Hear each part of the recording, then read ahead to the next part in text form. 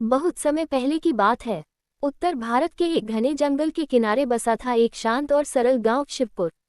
गांव के लोग सीधे सादे, मेहनती और आपस में मिलजुल कर रहने वाले थे। लेकिन उनकी यह शांति हर दिन एक खतरे से जूझती थी, जंगल में छिपा डाकू भैरो। भैरो कोई साधारण डाकू नहीं था। उसका चेहरा कोई नहीं जानता था, पर नाम से ही डर लगता था। वह कभी गांव के खेतों से अनाज लूटता, तो कभी किसी व्यापारी को पकड़ लेता।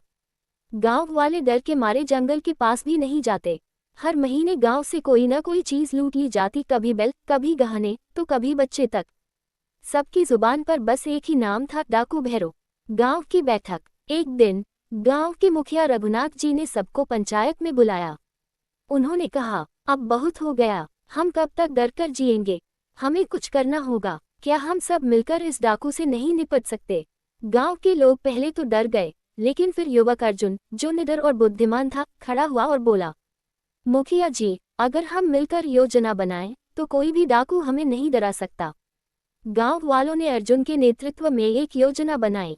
कुछ लोग जंगल की निगरानी करेंगे, कुछ लोग गांव की सुरक्षा करेंगे, और अर्जुन कुछ चुनिंदा नौजवानों के साथ डाकू भैरों को पकड़ने जंगल में जाएगा। जंगल की ओर अर्जुन और उसके साथियों ने 4 दिन जंगल में डेरा डाला। वे हर दिन नई जानकारी इकट्ठा करते, डाकू के आने जाने का रास्ता, उसका ठिकाना और उसकी आदतें। धीरे धीरे उन्हें पता चला कि भैरो अकेला नहीं है, उसके साथ 4 और साथी हैं। एक रात अर्जुन और उसके 2 साथी छिपकर डाकुओं के अड्डे तक पहुंचे।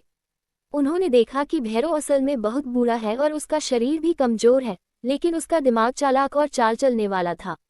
अर्जुन को ये देखकर हैरानी हुई कि भैरो किसी जमाने में गांव का ही रहने वाला था। गांव वालों ने कभी उसे चोर समझकर गांव से निकाल दिया था, और तब से वह जंगल में रहकर बदला ले रहा था। एक नई योजना। अर्जुन ने वापस आकर गांव में सबको सारी सच्चाई बताई। गांव के बुजुर्गों की आंखों में शर्म और पछतावे के आंसू थे। रघुनाथ जी बोले, शायद हमने गलती की, लेकिन अब उस गलती को सुधारने का वक्त आ गया है। अगर भैरो को हमसे शिकायत है, तो हमें उससे बात करनी चाहिए। पर कुछ लोग बोले, नहीं, वह डाकू है, उसे सजा मिलनी चाहिए। तब अर्जुन ने कहा, अगर हम भी हिंसा करेंगे, तो क्या फर्क रह जाएगा हम में और उसमें? क्यों न हम उसे माफी और एक नया जीवन दें। डाकू से आमना सामना। अर्जुन अकेले जंगल में भैरो के पास गया और उससे कहा, भैरो, मैं जानता हूँ तुम्हारे साथ अन्याय हुआ, लेकिन क्या तुम हमेशा के लिए नफरत में जीना चाहते हो? क्या तुम नहीं चाहते कि तुम्हारा अंत एक भले इंसान की तरह हो? भैरो पहले तो चौंका, फिर हंसा। अब तुम मुझसे माफी की उम्मीद रखते हो? अर्जुन ने जवाब दिया, नहीं, हम माफी नहीं, एक मौका दे रहे हैं, अपने गांव लौट आओ। हम सब मिलकर गांव को फिर से सुंदर बना सकते हैं। भैरो की आंखों में आंसू थे। सालों की नफरत और अकेलापन उस दिन पिघल गया। एक नया जीवन। भैरो गांव लौट आया। गांव वालों ने पहले तो डर के मारे पीछे हटना चाहा, लेकिन रघुनाथ जी और अर्जुन ने सबको समझाया। धीरे धीरे भैरो ने खुद को बदल लिया। उसने अपने साथियों को भी सुधारने में मदद की। वह खेतों में काम करने लगा, बच्चों को जंगल की कहानियां सुनाता और युवाओं को तीर कमान चलाना सिखाता। गांव फिर से हंसने लगा।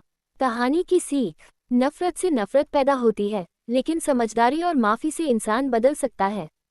कभी कभी बुराई का जवाब तलवार से नहीं, प्यार से देना चाहिए।